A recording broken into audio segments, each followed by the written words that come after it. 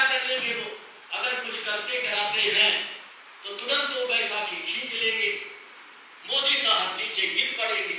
हम लोग जातियों में बट करके उनको गद्दी पर बैठने पूर्ण बहुमत तो दिया नहीं, अब उनसे आशा करते हैं। इसलिए हम लोग थोड़े दिन के लिए ये सब आश्रम छोड़े और एक लक्ष्य के आधार पर हिंदुओं की जागरण के लिए निकल सके, तब तो काम होगा। इंग्लैंड का, अमेरिका का, कनाडा का ईसाई यहाँ आकर के वनवासियों में काम करता है और हम लोग सुविधा में जाते हैं, सुविधा में रहते हैं और उसके अलावा कहीं कुछ करते नहीं। और हमें तो बस अपने मुक्ति की चिंता है, अपनी बस भक्ति की चिंता है।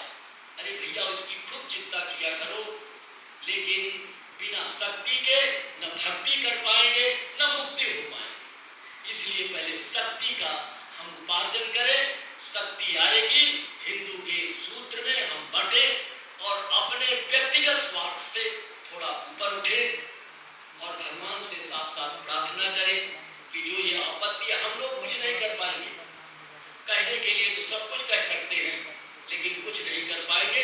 वहाँ मुसलमान जो चाहेंगे, 1,25,00,000 हिंदुओं का, हिंदू मुसलमानों के रहमो करम पर निर्भर है, वो जैसा चाहेंगे वैसा, क्योंकि हम लोग कुछ कर नहीं पाएंगे, कुछ नहीं कर पाएंगे। यहाँ मीटिंग हो रही है, कर दे, बोल दे रहे, लेकिन और कुछ नहीं कर पाएंगे।